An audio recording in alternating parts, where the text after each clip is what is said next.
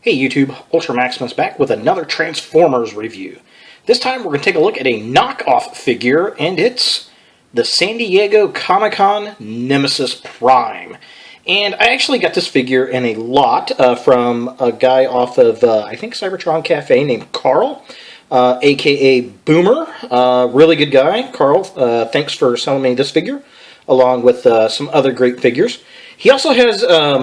right now, I think he's got, at the making of this video, a lot of Transformers Prime figures for sale, and he's got a couple MPs and I think some alternators for sale. So definitely check him out, Carl Boomer on Cybertron Cafe, and I think the Transformers, or Cybertron Deli, or whatever it's called. Definitely good stuff. Yeah. So, this guy is a knockoff, obviously, of Nemesis Prime, but it's not the regular Nemesis Prime. If you notice the windows, they are blue. And that is from a San Diego Comic-Con exclusive, and it's not a bad knockoff at all. I ended up paying $10 for this guy. I think it looks really damn good. The quality of the plastic for it being a knockoff is really, really good. The feel is pretty solid. It is not as sturdy feeling as, say, a Hasbro, but is definitely not some kind of super cheap knockoff. It was worth the $10, greatly so. Now, you can tell it's a knockoff by a couple things. One, obviously, the plastic quality. Two, the little headlights here are a little bit more green than they are turquoise. Also, I think the San Diego Comic-Con version had some more silver paint app up here on the airfoil than this particular figure does. But it really comes into play when he's in robot mode. There is no turquoise whatsoever on this guy. He is all black and silver. That's not a bad thing. It's pretty cool looking, especially for, you know, a Nemesis Prime figure. So yeah, I'm really digging him. He does not roll all of that great on this particular surface. My coffee table, he rolls perfectly fine. But on this kind of slick gray, he really doesn't roll all that well. And the other thing, if you notice, the rear wheels do not match the front wheels. So they are all black there, whereas the front ones actually have some paint apps on them. But he does have the translucent plastic all through the windows, which is really cool. And I really, really love the blue. I love the little molded-in seats. Really nice stuff. So yeah, all in all, a really good knockoff figure for $10. I think I'm going to get a Generation 2 Optimus Prime trailer and customize it and have it go with this particular figure. I think that'd look pretty cool.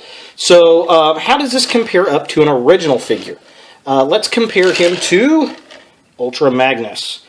So here we have him side by side with Magnus. As you can tell, they are, in fact, the same exact size.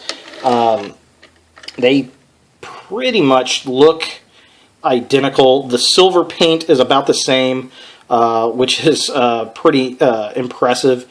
The Magnus figure has a little bit lighter blue windows than this one, and then another notice is there's a paint app here, whereas you don't have a paint app there. All in all, not a bad knockoff at all. I mean, they look pretty darn good together. Very impressive. Very, very impressive. Cool stuff. So let's get this guy in his robot mode and see how that stacks up. Alright, so here we have Nemesis Prime in his robot mode, and he looks good. I like the all-black look. It's very cool stuff. So, some obvious telltale signs this is a knockoff. There are no teal mark paint apps anywhere on this figure. There should be teal up here on the headrest or head crest. There should be teal on his shoulders and a couple more spots on here that does not exist. He does have red eyes, if you can see that, which is very cool. They do have nice light piping. This particular figure, instead of the teal on the helmet there, it's got gray, which is an interesting paint app. And the rest of it is basically all black with silver, which is fine. I mean, it looks good. It stands well. It poses well. This particular piece here is a little bit loose, but that's okay. The guns look good. I mean, it looks pretty accurate. And aside of it having kind of a softer feel of plastic, I mean, it holds up really well. It's even got clickety ratchet joints in the shoulders. They're really, really well constructed. I do like this figure. As you can see, I mean, the joints are very stiff for the most part. There's only a couple pieces like this door piece here that's really kind of loose. Everything else is pretty tight. This particular smokestack / gun is a little bit loose, but not bad at all. I mean, it poses really well. It looks good. Yeah, I mean, it's a really nice knockoff for $10. Very cool stuff. So here he is compared to a Takara figure next to Ultra Magnus. See if we can get him with some detail. He's shiny white. So there they are together. Looking cool. Definitely neat.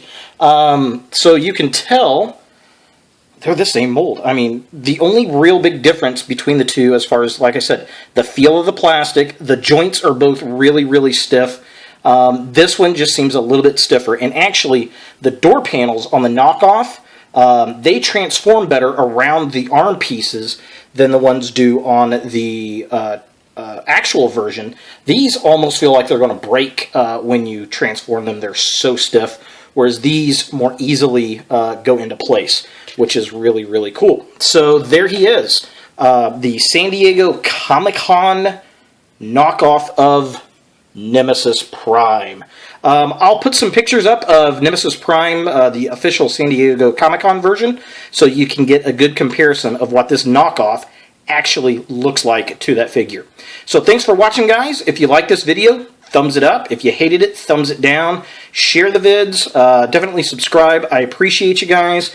And, you know, it's always fun to review a good knockoff figure. Thanks for watching, and look for more videos in the future.